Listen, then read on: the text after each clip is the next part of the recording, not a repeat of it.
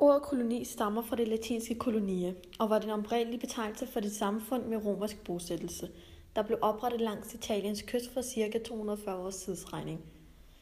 I 1400-tallet begyndte den europæiske ekspansion og Europas handel og kontakt med resten af verden steg betydeligt. Portugal og Spanien begyndte samtidig at kolonisere i Syd- og Mellemamerika. Det spanske kongehus havde erobret den iberiske halvø fra maurerne i 1492, og efter Columbus' opdagelse af Amerika, bragte Spanien deres tidligere lærte erobringspraksis med sig til Amerika. I Amerika plantede spanierne deres flag og gennemførte en rituel oplæsning af et dekret fra den spanske konge, som gav dem ret til at tage jorden i besiddelse. I de første årtier efter opdagelsen var Spaniens formål at finde og erobre så meget land og guld som muligt, og i de følgende år erobrede de flere områder af Amerika. Spaniernes erobringer gav store mængder guld og sølv, som de bragte med tilbage til Europa. I 1521 besejrede en lille gruppe spanier aztekerhøvdingen Moctezumas hovedby Tenochtitlan i den nuværende Mexico, og i 1532 erobrede en anden gruppe spanier Inkariget i Andesbjergene. I begge tilfælde beslaglagde erobrerne store mængder guld og sølv, som de bragte med tilbage til Europa, hvor der blev spredt et rygte om, at spanierne var vendt rige hjem til Amerika. I 1600-tallet blandede England, Nederlandene og Frankrig sig i kapløbet om at kolonisere den nye verden.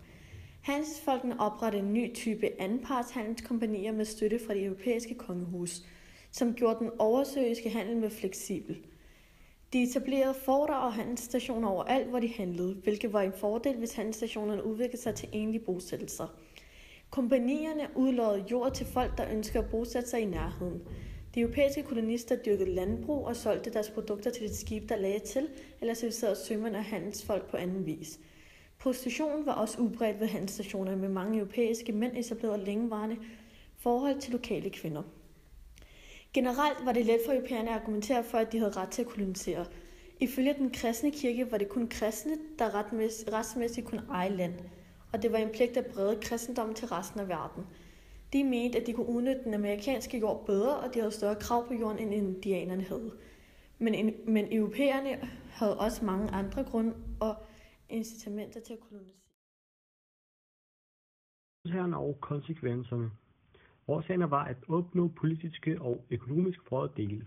I det første årti efter opdagelsen var formålet med de spanske ekspeditioner til Amerika at finde og erobre så meget guld og land som muligt, som det bragte med tilbage til Europa, og Spanien vendte rig hjem fra Amerika.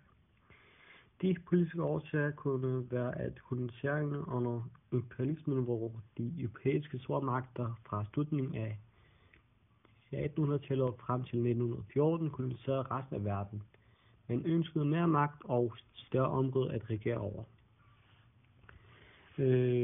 Konsekvenserne til kolonisering i penge bragte mange sygdomme, som for eksempel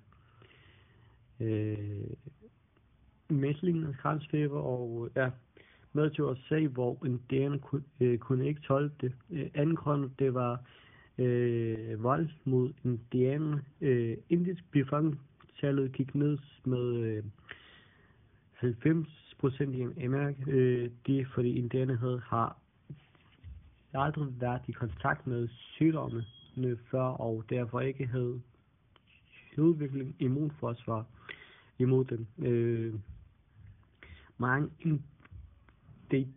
indianere døde eller forsvandt, at de efterladte måtte bryde op og leve som nomad eller flytte til et nyt område. Europæerne bragte ikke kun sygdomme, men medbragte nye varer, og det fik en stor betydning for de samfund, de handlede med, som våben, redskaber, glas, spejle, kniv, glasperle og andre ting som majs, kartofler, tomater, chili og europæiske varer var høj kurs i Amerika og til Afrika.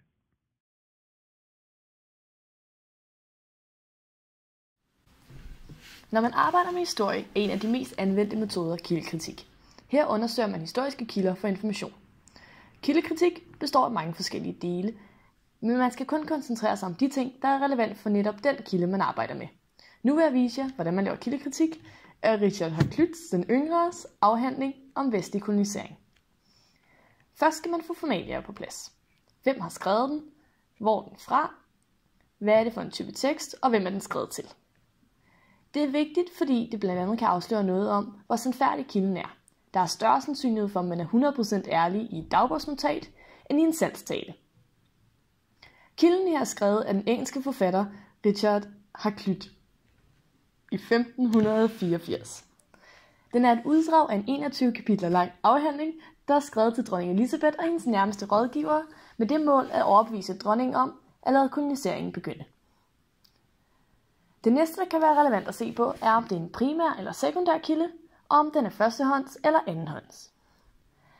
Teksten her er oversat fra originalsprog, og den er udelukkende et uddrag, hvilket har indflydelse på, hvilket indtryk vi har i kilden.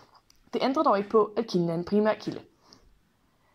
Da den er et led i en overtagelse, er den skrevet i samtiden, men det er ikke til at vide, om Hakluyt har set og oplevet de ting, han beskriver på første hånd, eller om han bare videregiver informationer, han har opsamlet andet steds fra. I de fleste kilder er det også vigtigt at kigge på tendens. Tendens betyder, om teksten er farvet. Da kilden har været brugt til at overtale dronningen, har det en tydelig tendens. Det har ikke været i Hakluyts interesse at sige negative ting om koloniseringen, og derfor bør denne kilde heller ikke stå alene som den eneste billede på kolonisering. Det vigtigste ved kildekritik er at undersøge, hvilke spørgsmål kilden kan give svar på. Kilden her kan svare på mange spørgsmål. For det første fortæller den grundinformationerne, som at det ikke er uoverstigeligt lang tid, det tager at rejse til Amerika.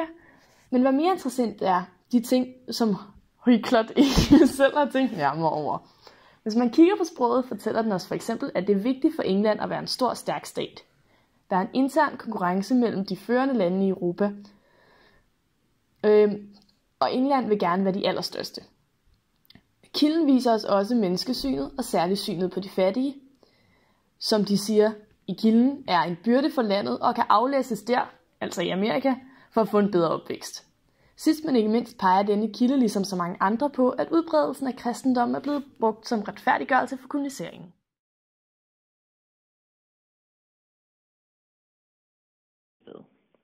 Der opstod i den forbindelse uenighed blandt spanierne om, hvorvidt de såkaldte conquistadores havde ret til at erobre landet og tvinge indianerne til at arbejde for dem, altså pålægge dem livet som slaver. På den ene side havde man spanierne, der holdt med erobrerne, og på den anden side havde man spanierne, der talte indianernes sag. Den daværende kejser Karl den 5. besluttede som løsning på urolighederne at indkalde 14 dommere til den såkaldte proces i Valladolid, hvor de skulle høre på argumenterne fra de to synsvinkler og finde frem til en fælles afgørelse for, hvilke love spanierne skulle efterleve fremover på den anden side af Atlanten. Til at tale erobrernes sag var den spanske historieskriver og teolog Juan Gines de Sepulveda, og til at tale de indfødte sag var den spanske historiker og biskop i Mexico, Bartolomé de las Casas. Kilden, der er udvalgt til at belyse denne begivenhed, er et oversat uddrag af teksten af Indianerne rigtige mennesker, og er skrevet af formanden for domstolen, Bartolomé de la Vega. Dermed også sagt, at kilden er en førstehåndskilde, da han selvfølgelig var til stede under begivenheden. Kilden beretter om baggrunden for processen i Valladolid, samt for henholdsvis Sepulvedas og Las Casas argumenter.